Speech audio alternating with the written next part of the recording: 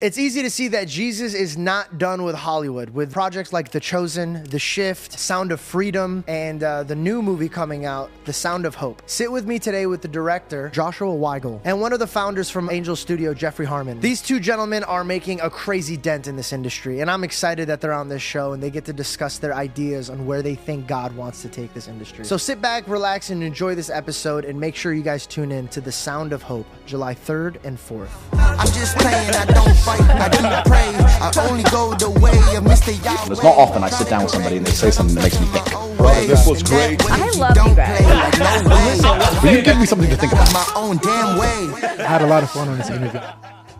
All right, what's up, guys? Welcome back to the George Janko Show. It is an honor and a privilege. Today we have two incredible guests, an amazing director, and a brain that's so calculated. By the end of the show, you're going to be like, I want to see through his lens. Thank you, gentlemen. We have Josh and Jeff Ree on today's show. Welcome, guys. Thank you so much for coming. So good to be here, man. It's awesome. We actually just hung out before we started shooting, and it was the first time we ever, as a group, we prayed together before. Mm-hmm. So I don't know. I just feel like this episode was just a little certainly special to my heart. I feel some extra power already. Yeah, right? Mm-hmm. So let's just jump into this. We have an exciting movie coming out July 4th. Fireworks are going off and tears are going to be coming out. Because you guys sent us this movie called Sound of Hope. And this is majority of what we're going to be discussing today. But there's so many things that came out of Angel Studio, and I want to just tap into that. We got the cartoon David. We have The Chosen came out from you guys. We have The Shift and Sound of Freedom. Mm-hmm. That one, I want to get into that one alone because I'm just going to be honest with you guys. Yeah, we need to. I could not watch that movie. I could. Oh, you couldn't? I can't. My heart won't take it. Just the Sound of Hope. It's just you guys are so good at your jobs, man. You guys really make the audience feel what's going on. That Sound of Hope that's coming out July 4th is a wonderful story. I don't want to jump too much into this because I don't want to get people to be like, oh, I already watched it on the podcast. But Sound of Hope is about a Christian family that hears from the Lord that they should adopt, and the journey that this family brings. I'm getting goosebumps right now, and this is the best way that I could put it. It's the first time where I was excited to call my mom and dad and be like, I found the family movie we're gonna watch. Because nowadays when you watch a movie, it's just full of things that I don't want to even watch, let alone watch with my mom and dad.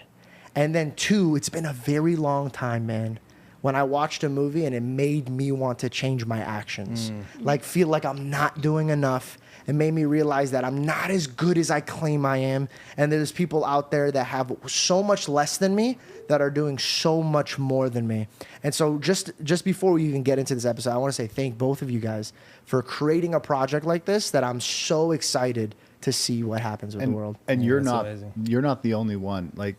This is the highest rated critical review movie so far. The Angel Studios has helped put out. Thanks to Just Josh learned that today. Peace Street.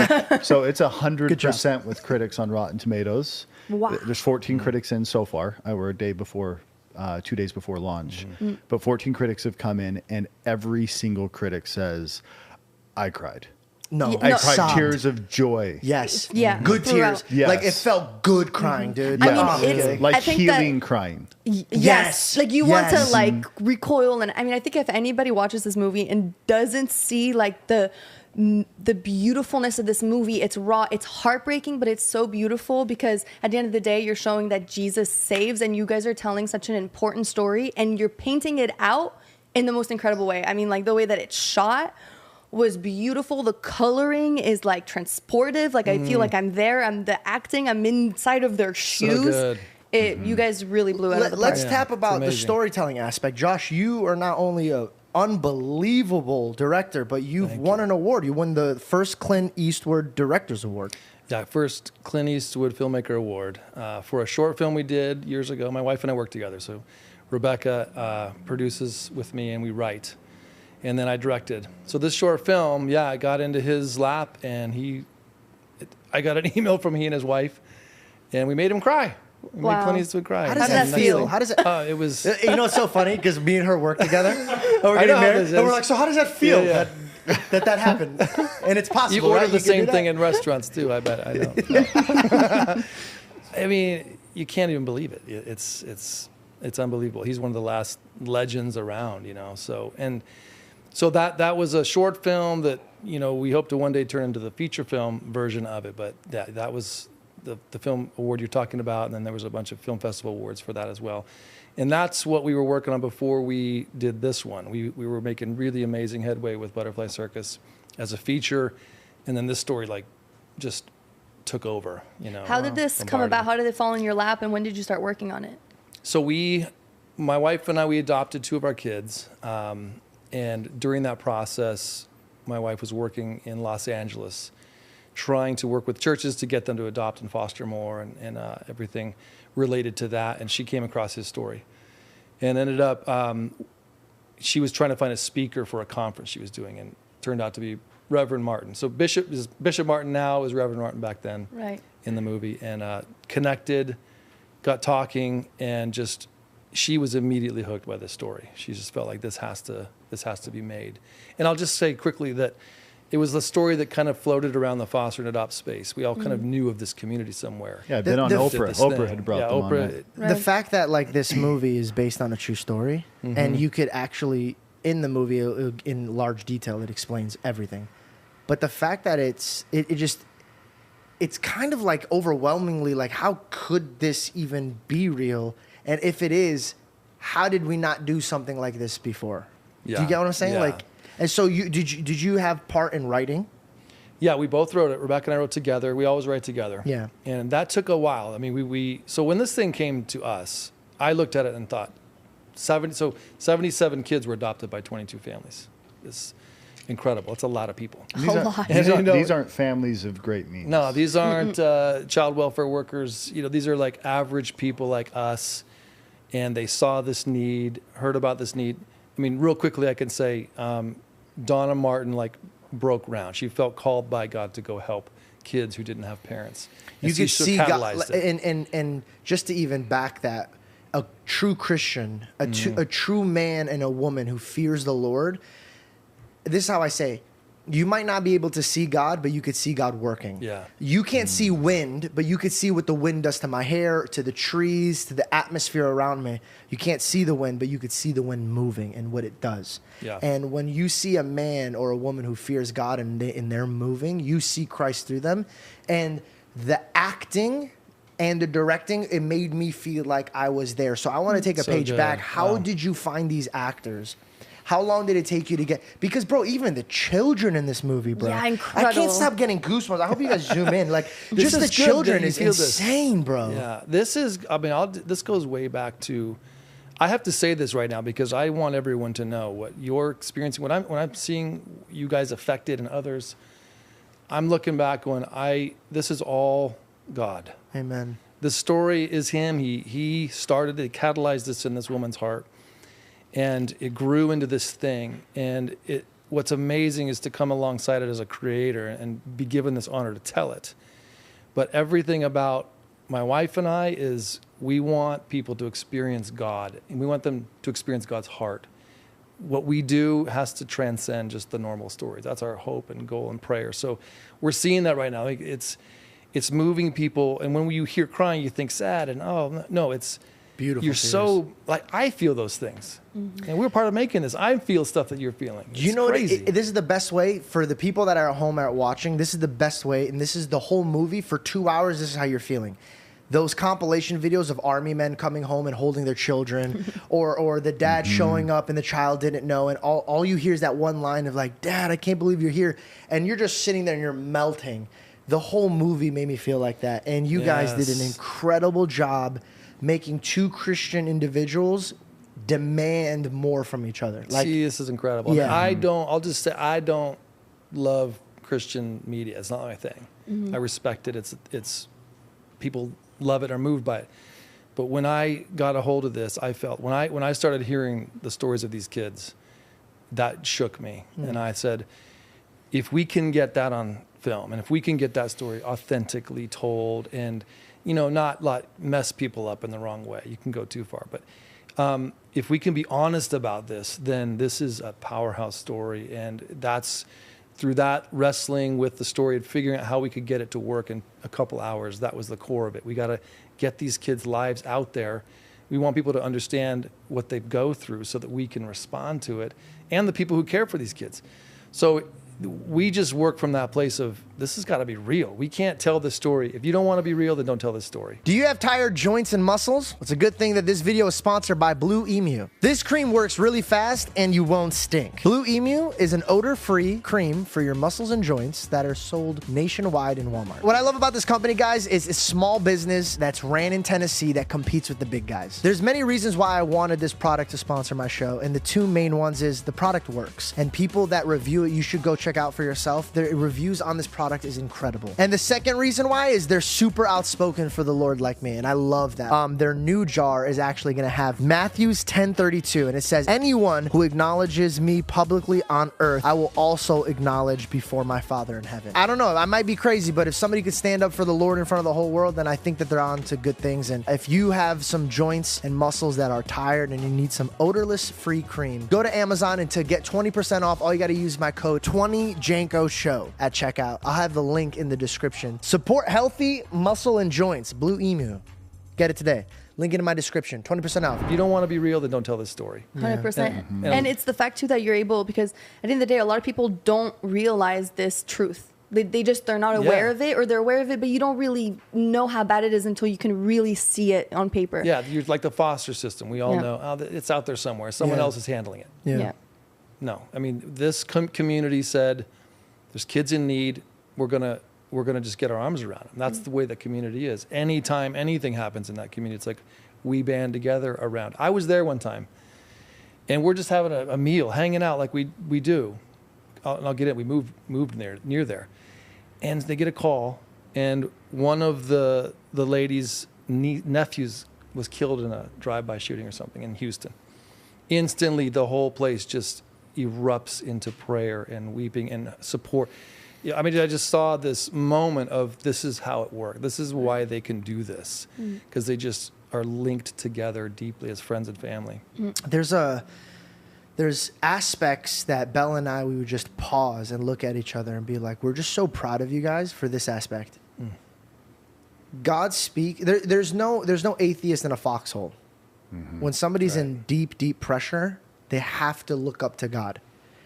And there's this movement that you guys have in the movie. There's scenes where Martin is struggling with his wife, struggling with his adoptions, struggling with his children, and he sits there and he be still, and he hears from the Lord, and he takes that to the congregation.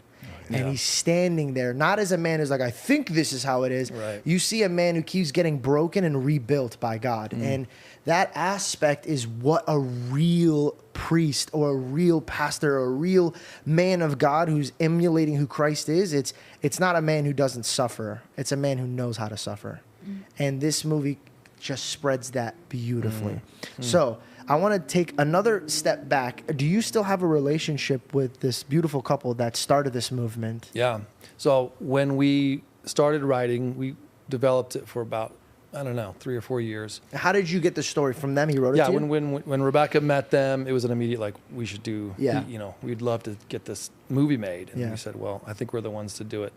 So, but we got to a point where we felt like, so we were living in LA at the time. They're in East Texas. And, it just didn't feel like we'd hit the body, like in a good sense, we didn't hit the deep things. Like we really needed to get more. So we just felt like this is such a calling. We got to stay all in, like really, really mean this. And so we ended up moving to East Texas near this community, hoping that we could get closer to them and just get a better vantage point. And we got to meet a bunch of the kids and really have real conversations, not just like research meeting, kind of things. And I think that really brought what we were missing from this. And it's just a necessary part of this particular story because it's true. There's a lot of people, a lot of perspectives, a lot of experiences. And so that was our heart. We just want to get beside what God's doing. And you did, man. You really did. And this might be a spoiler, so we'll cut it out if you guys don't feel comfortable, but we probably will cut it out. I'll beep it out. But at the end when I'm trying not to choke. I know, don't say it. Where she goes that was shot so perfectly for me to see his overwhelmingness of like God showed up. And I think that's what a lot of people right now in America are kind of dealing with. Like, God, where are you? Like, I need you to show up. And when he shows up, he shows out. And I think God spoke to them. And that scene, well, let's just put it this way. The movie's about God calling to this woman after she suffers. And he says, go find more life. And that calling was for that family. And your guys' calling was get up, go meet them. And so, like, just as much as they did their job, you guys did your job.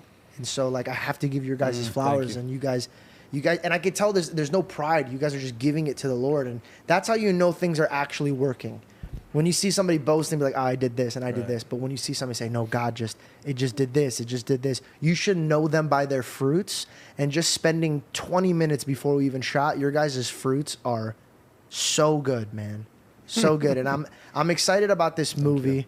But I'm also excited about other projects that you guys are going to be doing, because let's put it this way, man. I'll spend $20 for a movie ticket and I'll walk out of the movie after spending $100 after like candy and popcorn and stuff. Because I'm like, bro, it's just rinse and repeat with this crap, dude. Like, I'm bored and I'm tired of the agenda that they're putting in these movies. Entertainment junk food. Yeah, and it's just like there's not a single project without, I was telling you guys earlier, substance. Everything is just wrapped and drowned in just like sexuality, or just everything is so crude. You know what I mean? Just like that shock factor. And you'll think a movie's going well, and then at the end it suddenly just goes fully nihilistic. That's when we leave. Yeah. That's when we leave. No, every time. And so when we all had this meeting and they're like, hey, check out this movie, Sound of Hope. To be honest, I was very nervous because, one, it's for my Lord. And I'm like, man, if I hate this thing, dude, like, I'm going to feel so uncomfortable, bro. Like, I don't even know how to go about this. And it's also, is that blasphemy? Is like, am I going to get like, but I watched this and I'm like. It's okay to dislike non-excellent content.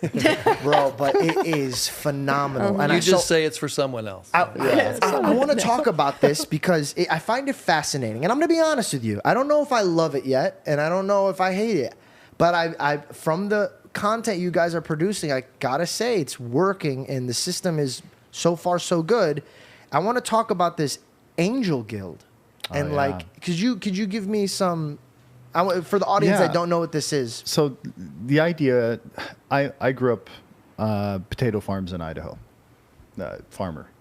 My brothers and I are farmers, so we're the least and we had 3 TV channels. We are the least likely candidates to be Hollywood executives running a studio that's, doing big stuff. And one of the things as we were studying it, because we just have a lot of kids and we want our kids to have good content. Culture is upstream from everything else, and media influences culture. And so we were just like, we just got to build something that doesn't exist because nobody has figured this out yet. And so we started digging in, similar to what Josh and Rebecca are building the future they want in content. And as we did it, we realized that there's this problem in Hollywood where you have gatekeepers that live in these boardrooms in LA. Oh, no, they don't live in the boardroom, but that's where they work. Practically. Yeah, they practically live in the boardrooms. Everybody in their entire sphere is in a bubble. An LA bubble that's different than the rest of the world, and they're out of touch, and they're making all of the decisions about content, and that's where all this nihilistic content is coming from. It's coming from the gatekeepers. It's not coming from the filmmakers.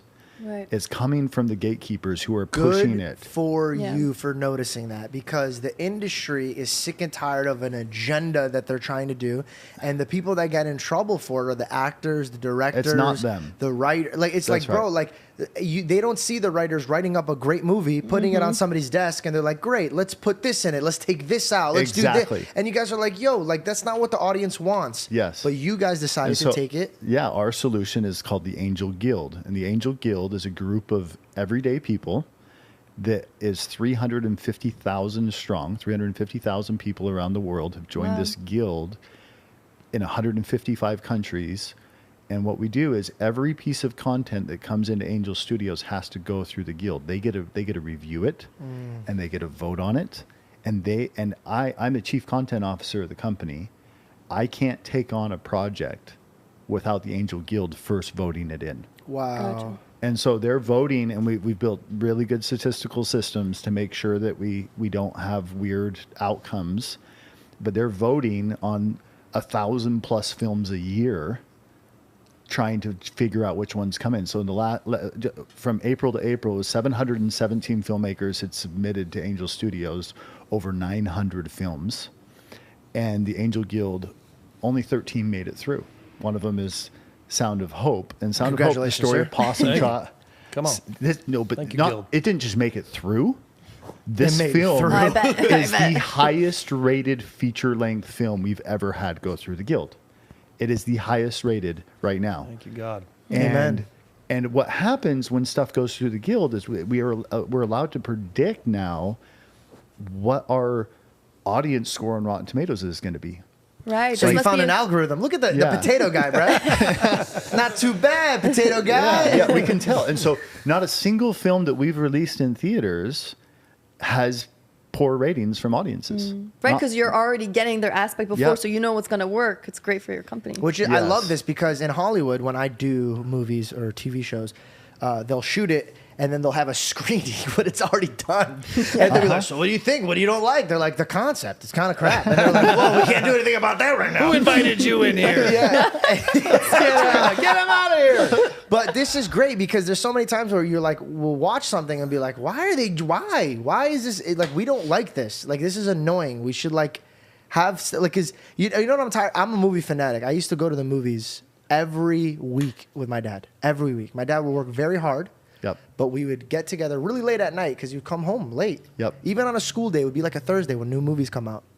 And me and him would go at 12 o'clock at night. Oh, and I we would love your watch. dad. You know what I'm saying? And he would turn to me and he'd just like, promise me you won't sleep in class tomorrow. I'm like, no, I won't. I did. But I won't.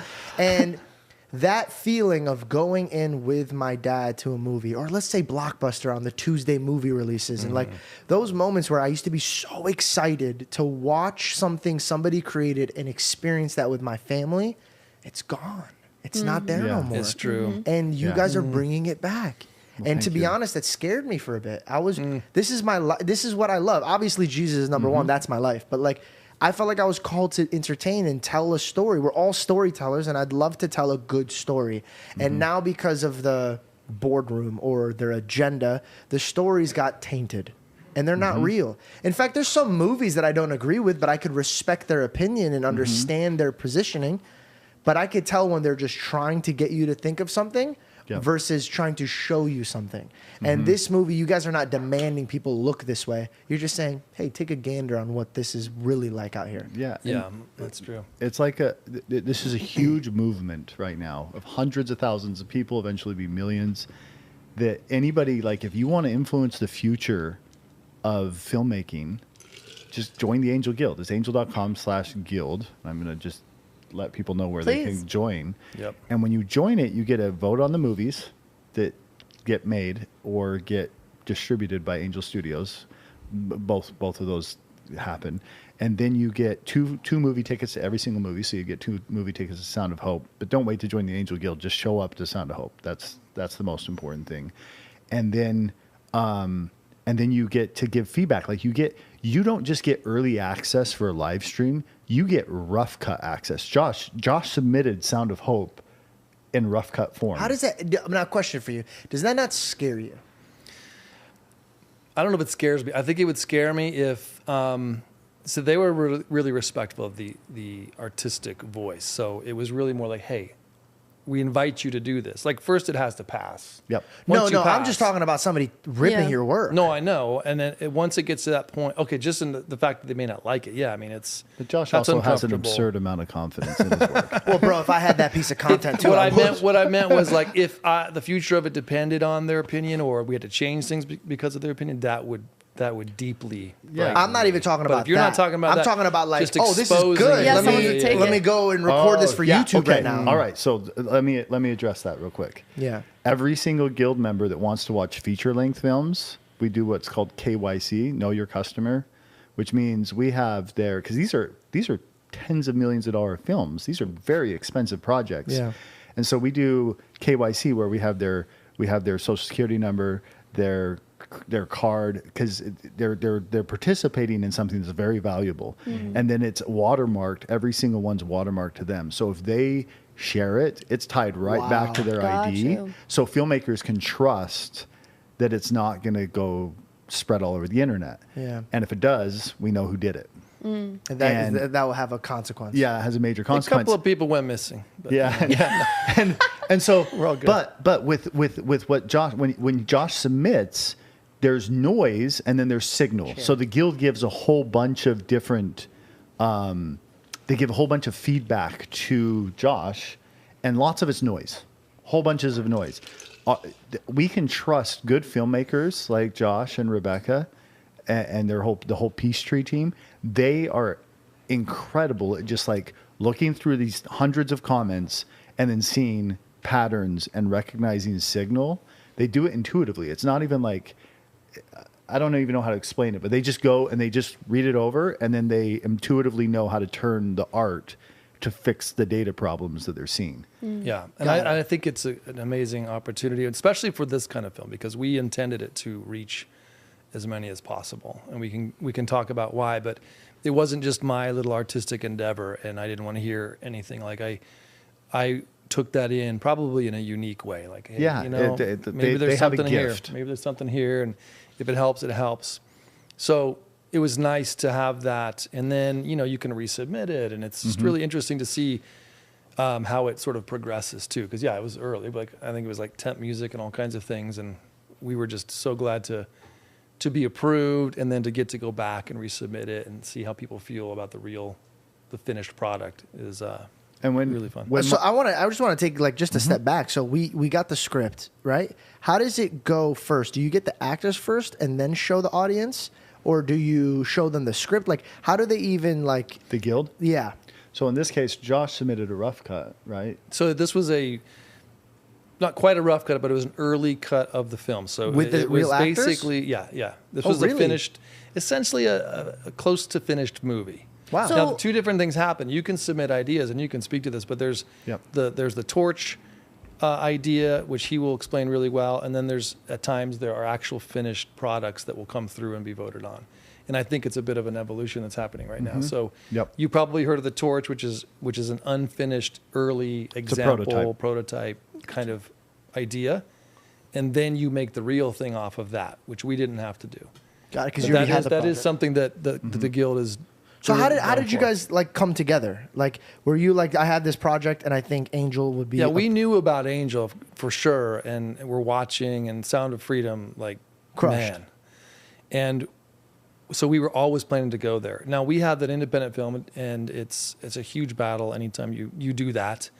And we knew it needed the right home. We knew it needed somebody who understood what this could be and needed to be and how it needed to be treated. And so that's the fit. And so we went to them with this, and had, like everyone else, we had to submit to the guild and go through the process. But we brought that film to them for basically an opportunity to But distribute you had already it. been working on it for 10 years, right? We were 8 years of mostly development and about 3 solid years of They creating and moved to pre-production. Possum Trot. Close They- to Possum or Trot, right too. down in that area, and Yeah. lived with the community, went to church with them. So they had been doing this for a long time before they came Yeah. simultaneously, because we're a 10-year-old company. So almost the whole time that we've even crazy. existed, they've been working on this film. That just shows, I'm sorry, but that just shows like how much faith you have, because you're like, I know that this is right. I know this project is meant to be. I'm going to put my everything. I'm going to move there. I'm going to learn their essence. And then you just trusted that it would end up in the right hands. Yeah, because if you go to a normal big studio or something, typically, if they're interested, they'll absorb that and then ruin it. Most likely, if it's something like this, let's wreck your movie now. Thanks. So these guys didn't do that, and that's what's really important and special. Another thing about what they do. So Although I've made a few marketing assets that Josh doesn't like. we do butt heads on some of that. Just But the promotion thing assets. So you're itself is working. So no, I love that, and I like that there's flexibility to it too. That it can be that little nugget of an idea that maybe you don't have all the money for, but you have enough to kind of show what it could be, and then the guild says that's great, do that, and then you can go raise money off of that, hopefully, or maybe even Angel will produce that. I mean, they do produce sometimes when it comes to those kinds of There's things. a fund that helps fund projects as well.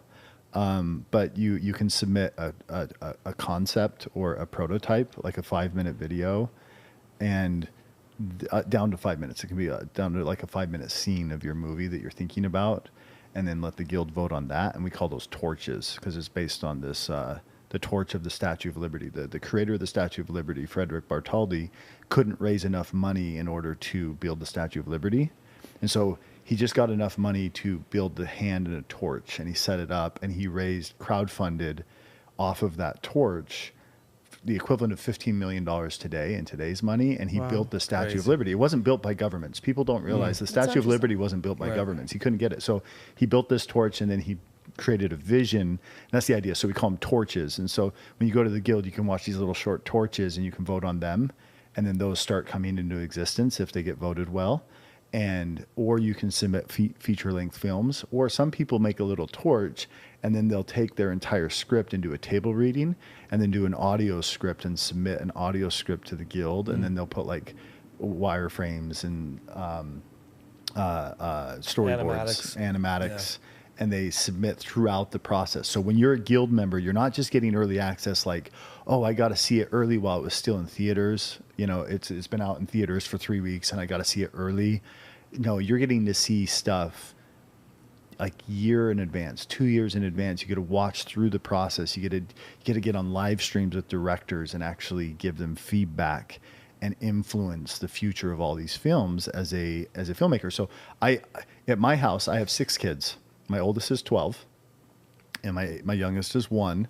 And when they're getting too much screen time, we say, Harmons live on the other side of the screen. My wife and I say, we live on the other side of the screen. We don't live on the consumption side. We live on the creation side of the screen. I love that. And so go make the stuff that everybody else is watching, and reduce your screen time and make things. And just throw a potato at them and be like, this is where I started. This is where you're going to start. Throw a potato. But we live on the creation side. And the idea of the Angel Guild is that everybody who has a desire can now go live on the other side of the screen with the Angel Guild and work with top of the world filmmakers like Josh and Rebecca, and they're proving it out. Like the critics' reviews coming in are proving out that this is a top film. Like it's incredible. Yeah. And the reason why I'm excited about it, my 10-year-old daughter, I took her to the film early screening. My 10-year-old daughter walked out and said, my new favorite movie. No way. Which shocked me. It really, it's up there for me now. I'm not even just saying that. I'm not saying that because you're on the favorite show. movie of all time for her. What is doing that to you think? What's you know what it is? I'm sure it's a lot of things. Okay, so take God out of it, right? Because that's cheesy. A lot of people be like, oh, he just loves God, so he's going to love it. Let's just take God out of it. Just strictly from an entertainment standpoint. When you're watching these actors, it doesn't feel fake. It doesn't feel like this is written. I feel like I'm watching this movie, but I felt like I was there. And that Bible verse that describes it like this, it goes, the last is first and the first is last. A lot of men don't know what the last feels like. They don't know what it feels like for bills to be piling up over there. Or they don't understand what it is like to try to adopt somebody but have a hard time paying the water bill. But you know that they need a roof and you're going to eat less so that way they could eat a little bit. This level, when I watched it, the way me and Belle as one, because we're getting married, so I see God looks at us as one covenant. The way we go out and do our tithing or the way we help others, this hand does not know what this hand gives. It stays between us. She just got welcomed into what I do for others once I put a ring on her finger and made a promise to God. But not my parents, not her. No one knows what I do when it comes to giving. And in my own bubble, I'm thinking I'm doing enough. But when I watched people that don't have anything do more than me, I was like, I'm not doing enough. And now I just got put into perspective where God's smiling at me. He's like, you get it. You have so much, but you give enough for when you're comfortable. And I watch these people put themselves in uncomfortable situations for the Lord first and second for the children. And now I understand that the last are first, because the joy that I was watching out of the screen, I was like, a Ferrari can't do this. Starring in a movie can't do this. The fame and fortune can't do this. Right. Watching a child be broken and scared of the world and form into an adult that everybody around in the community is proud of. Again, no spoiler alert, but when the woman that's bringing children into good homes was sitting in the car watching the whole community at that one scene, bro, like we are not a unit anymore. And watching this small town of people that have nothing unite and not be separated, it's like... It shows you what church is about. Yes. So that's Right? this This is is true religion. This is what I want to talk about, right? So God says, I'll tear down these walls and rebuild them in 3 days. And he's talking about the temple, and the new temple is us. What did it feel like going into a small town, into a church that's run down small, but you could see the Holy Spirit moving like crazy in this? What's that like? Yeah, you become really in touch with like real life. I mean, it's very... it's this strange paradox. It's so amazing. And at the same time, it lulls you into sleep. It lulls you into comfort. And it's really hard to want to convince yourself to like go do hard stuff. That's so well put. Laziness is comfort's best friend. Yeah. And when you're comfortable, you don't want to work. You just become averse to it. I mean, even if it's not something important, it's just like, eh. Yeah. So this community, I think because they're not real well off, and this is a working class community, they work crazy hard. And so they were used to that. They're used to what it takes to kind of like get through life as a community, as a family. They're not avoiding the hard stuff, partly because you just have to deal with it, you know? So we go in there and you see the centrality of the church itself and the community that's the core of, and then how it sort of grows out of that. And this community also, like many in the South, it just goes back generations, so that you feel that sense of knittedness and togetherness there that's really profound. And so when we got there, and I think after everybody got over the shock of us actually having come all that way with our kids, and just bringing us in and embracing us, it was like you're feeling what life it should be like, what a lot of us in these big cities miss out on, you know. So putting aside the work and the hard, all the things that they did, just that is beautiful. Like we all want that. How many of us have gone to a church and be like, there's 1,000 people in this room and I feel like I know nobody. And he says like, have a good day, you know, thanks for coming. And you go away, it's like you still haven't connected. It's not real. They're putting on a face. You know what it is, man? Like when I walk into church, I feel like the Pharisee, because I feel like I care so much what my cup looks like that the inside of my cup is garbage. And I think that I've been a hypocrite my whole life. And recently I'm starting to realize I'm like, I got to stop caring what these neighbors think of me, and I got to start worrying about what God thinks of me. Well, the world wants this too, right? Because the world looks on, and we experienced this in the making of the movie. A ton of unbelievers were a part of it. And first of all, they couldn't believe the story. They're like, people willingly did this. They willingly, because we all know what this means. You're not talking about a dog or a car. Like you're taking care of a human. And I like how you guys wrote that in. Yeah. and also, and I'm so sorry, I just don't want to forget this. You said, what was your favorite part of the movie? When you write about a basketball player, and you're a basketball player, you could see through the crap. You're like, this is not real. Like, have you ever watched Suits? I love Suits. It's about lawyers. I don't know anything about being a lawyer. Now I walk around wanting to subpoena everybody, right? But then I talk to a real lawyer and they're like, that's crap. All the stuff that they're saying doesn't even make sense. They're babbling.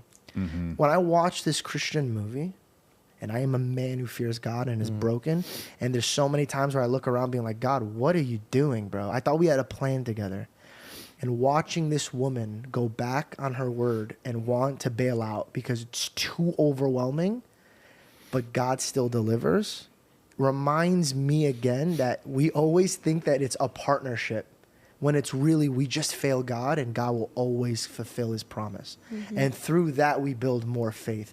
So watching this movie, man, you did a great job writing. I'm telling you, you and your wife did a phenomenal job writing, because I get cringy when I see uncomfortable, right? When somebody walks in, like, oh, and then they say something, you're like, that doesn't seem real. It's like, why would somebody?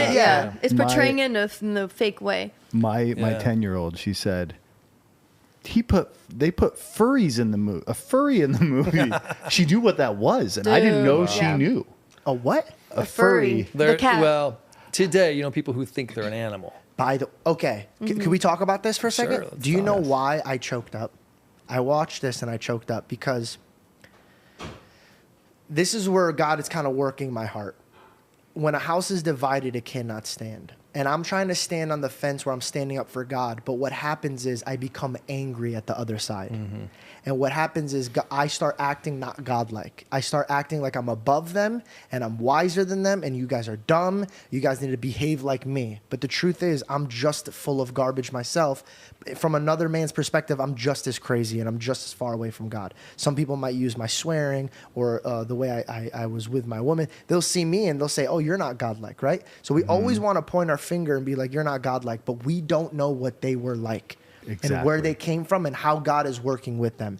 And when we took a furry, which I didn't even know what this was. Yeah, I didn't know either. My 10-year-old knew, and I was shocked. This actually allowed me to have a conversation. This movie allowed me to have a conversation with my 10-year-old about furries. And this is crazy because my mom and I were talking about this, and I never talked about this before because I just didn't know how to talk about this. But I was seeing a rant on a college campus. And I got angry with the furry concept and all these concepts. And I turned to Bella and I'm like, bro, this makes me so angry.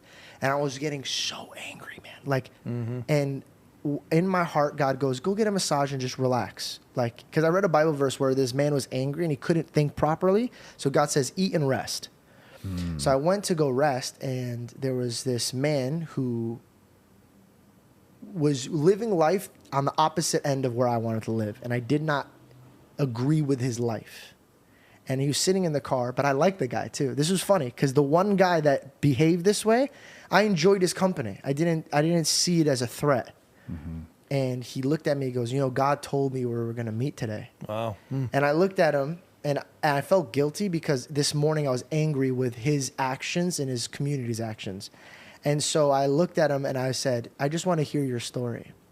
And when I heard his story,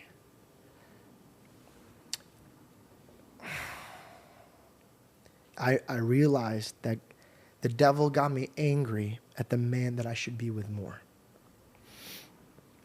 And so when I saw you guys have this conversation, it reminded us, if we are Christ-like, we are Christian, we should never write off a human being, regardless of how far off we think they are, because we didn't walk their footsteps, and who knows if we would make the same decisions.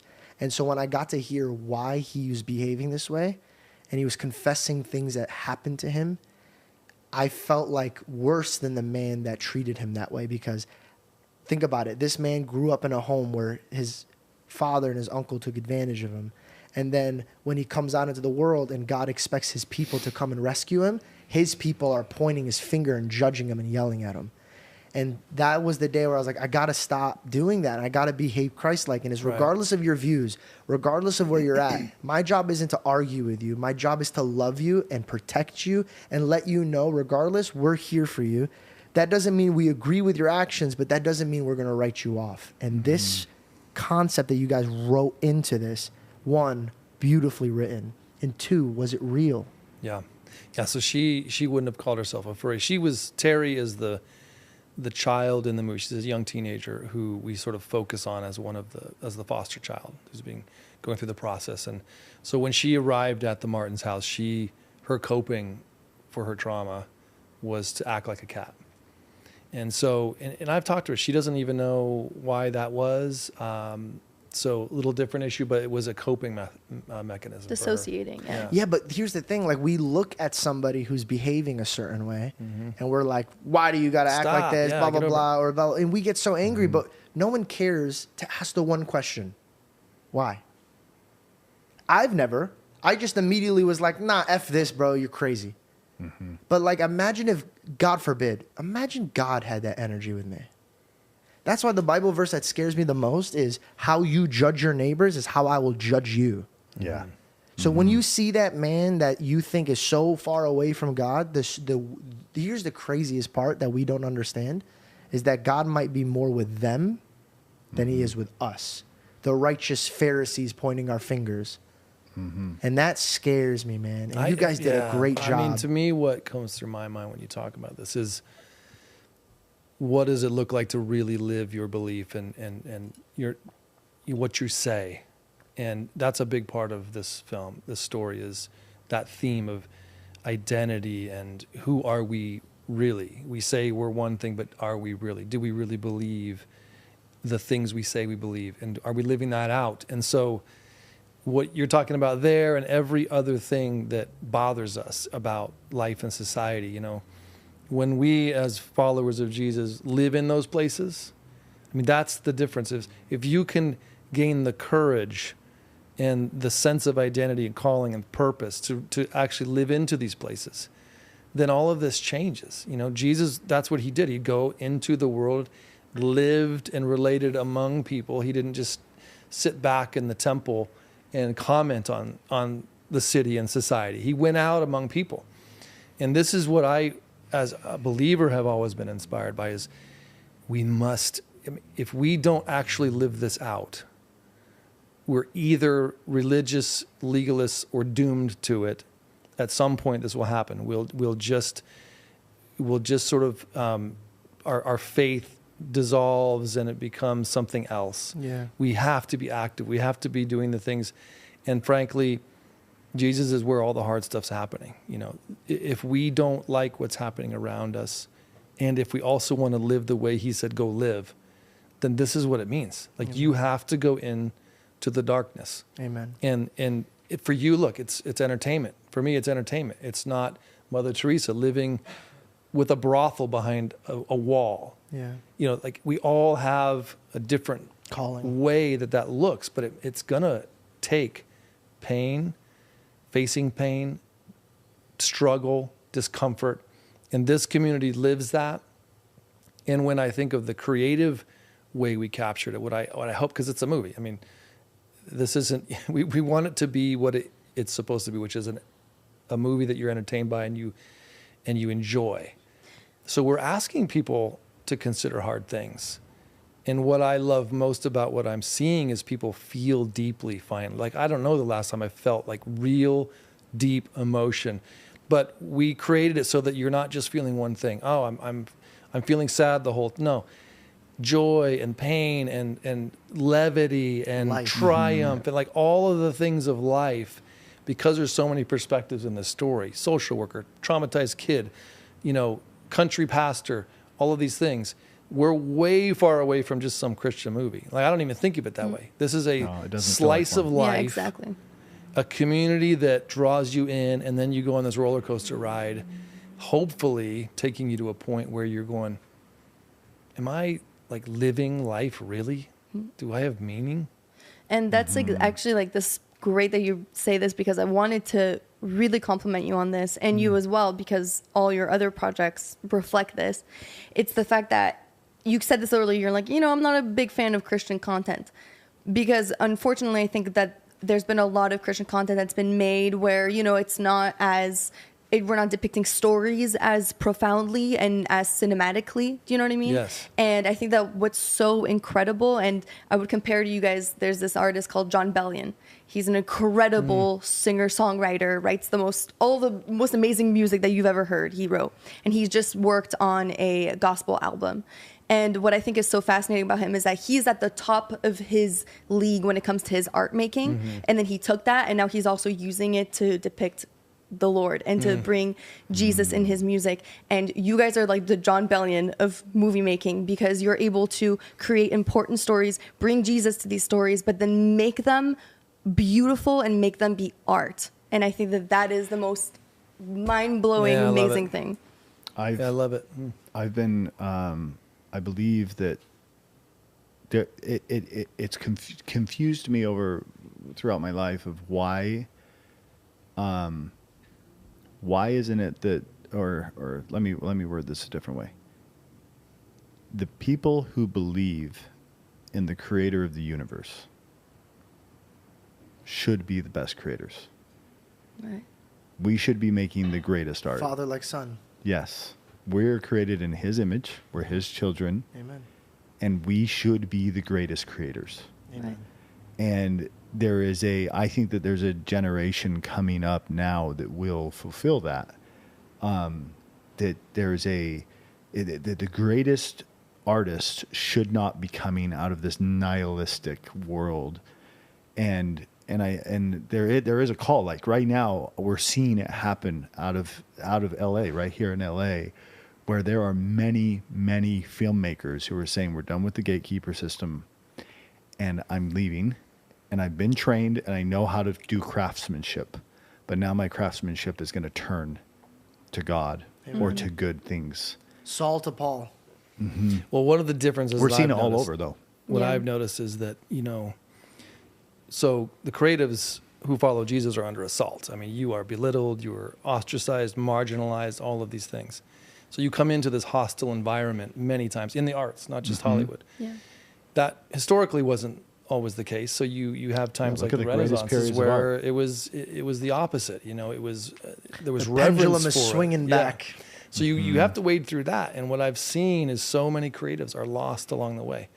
Amazing, gifted people who are working out of their gifting in the wrong way. They just get derailed. Yeah. The path deviates, and suddenly they're miles from where they're meant to be, and it breaks my heart. They just get swept away, and then others are struggling to stay on track and learn the crafts. But it's like slim pickings a lot of the time. It's like a practical thing sometimes that many have been swept away. And I think what we can do right now as creatives, as artists, is devote ourselves to those things, devote ourselves to the craft, learn what it is all about. One of the reasons I think so much of, let's just say, Christian media, I think suffers is because we don't respect those things in and of themselves for what they are. We get so caught up in the messaging and evangelism or whatever it might be, and we forget what we have in our hands. You have a movie, you have a painting, you have dance, you have these things that have limits. And you have to respect those limits and understand them so well that you can use them well. And so things like authenticity, the stuff that we're noticing here, relates to that. Like on a practical level, we just got to understand what in the world we're working with. We can't make it be something else. You can't make a movie be a sermon. It's just doomed. So let's elevate the craft while coming close to Jesus, so that you're protected, you're with him, your eyes are locked on him, and you can do his work and be in the world and not suddenly become of it. And so that's when I think people will start experiencing him. The transcendent is available now because someone has said, no, I'm pushing away all this darkness. I'm going to just stay on him, sacrifice, be willing to be a fool, look stupid. Like, you've gone through this. I mean, it's a painful thing to go, all the most important people around me all of a sudden hate me and they're mocking me. And I have to live through this, or I give into it and I change like they want me to, and you're ruined. So me as an individual, I'm like, man, let's go. We've got to stay focused on him, because the only way people will taste him, see him, touch him, experience him in what we do, like they did of old, was through that devotion and letting him lead. Like, just do this, Lord. Do this. You guys are breaking the mold and forging to something new, bringing something that's like so important. I was just having this conversation too yesterday with my manager, and just about how, like character arcs, and how in women there's no women characters who don't have, a sexual arc at some point in the movie. You know what I mean? There just isn't. And it's like, we're not in a place where we can't tell a story without this. You know what I mean? Like, it's crazy to think that nothing is being made without it. Everybody needs that shock factor or something like that. We got to push all those norms away. Exactly. We have to push them away. When I first came to LA, my mom is like such a hovering mother. Like, she's the mom that would bring me to the mall, check in with me every 5 minutes, or if I check in with you, we're going home. Like, it was just hovering, always protected, didn't let the world raise me, she raised me. But when I turned 21, I went from I felt like I was still a kid in my mom's house. Yeah. And she's like, go to LA. And it's like the most dangerous, weirdest. Wow. And I was like, I looked at her and I was like, Ma, how come, I was 19 years old and you were like, you have a bedtime at 10 o'clock. But at 21, you're like, all right, go to LA. And she goes, my son, I didn't send you alone. I sent you with God. Mm-hmm. Oh, wow. And years into this career, I grew this faith that my mom had. And there's a Bible verse that changed my life. And it says, God doesn't put a lamp and hide it underneath a bush. Mm-hmm. He puts it very high, so it stops being dark for everybody. and you represent him. He's the light. He's the way. He's the truth. We all have to come together. We all can't just sit here and wait for God to show up. How God shows up is his people. It's people that write good movies, produce good movies, talk about good movies. You guys could be the light as well by just watching the movie and sharing this, because all we want to do is consume bad things and talk about bad things. You want to make a difference, be the light, share this movie, Sound of Hope. And show up on July 3rd. July 4th. Sorry, there's some screenings on July 3rd. And this week is the critical week. Mm-hmm. Yeah. This is when you take over the box office and make a splash in the top movies in the box office, it has a ripple effect across the world. Amen. I was listening to a speech by Martin Scorsese, and he said, the reason why I'm in this space is because this is where I can actually change culture. Mm-hmm. He said, streaming is a $700 billion a year market. Movie theaters are like 40 billion, 30 billion. But movie theaters drive the entire cultural conversation. Yeah. And you can see that last year with Sound of Freedom. Of course. That it was the most talked about movie of the decade. You are who you hang out with. So when you're programmed to watch and listen to things that make you not a good person, you're consumed by that. So I very much agree with what you're saying. And so And when you see the evidence show of up, that, yeah, you know, when you for show them. up, it changes culture. It changes society. You may be thinking, oh, I just want to watch it when it goes to streaming. But you can vote with your feet and show up to the big screen. And not just that, there's something about theaters that's different. Andrew Peterson, who wrote the Wing Feather Saga, he's an artist and a musician in Nashville. He has a blog called The Rabbit Room. And in that blog, they made this blog post about called the Sacrament of the Cinema.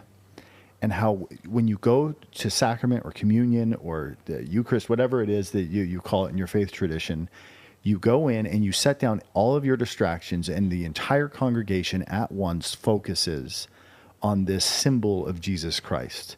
And it can be completely life-changing. Yeah. That moment can be one of the most life-changing moments in worship. When you go to the cinema, you're letting go of social media and screens and voluntarily surrendering all of it.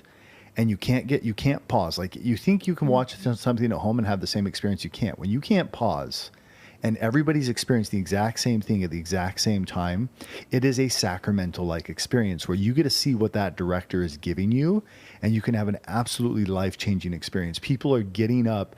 Like one of the critics said, you will cry, you will laugh, and you will stand up and clap for joy. Mm-hmm. One of the critics said that. And this isn't a religious critic. They're just saying that the movie made you feel so joyous you want to get up and clap for what's happening. And we saw that with Sound of Freedom as well, where entire audiences were giving standing ovations to a screen because they were having this communal experience together that changes lives. Yeah. And that is something that you can't get outside of the cinema. And so I think there's a bright future for cinema because of this, that people need a place to disconnect. And you can go to the mountains, you can go out in nature, but the quickest disconnect is just go to a theater, set everything aside, and then take in a story. And we just need more stories like Sound of Hope, the story of Possum Trot, to change lives and have a sacramental experience that brings them joy and peace, and rather than this nihilistic world. Beautifully said. I love that. Guys, thank you so much for watching today's episode. If you guys felt in your heart Sound of Hope is something that you want to contribute, these are the days. God is making a huge wave in this world, and there's a lot of people that are seeing the light, and there's a lot of people that are thirsty for it. Even if you don't really appreciate the gospel, but you're just sick of the norm of what they're feeding you, today's the day. You may have not wrote the movie or direct the movie, but you could help push the world into a direction where we demand good films, real films, and not agenda films. Thank you guys so much for watching. Sound of Hope, July 3rd and 4th. Be in there and comment down below what you guys think. I love you guys so much, and I'll see you guys next time. Thank you guys so much. Thank you. That was so good.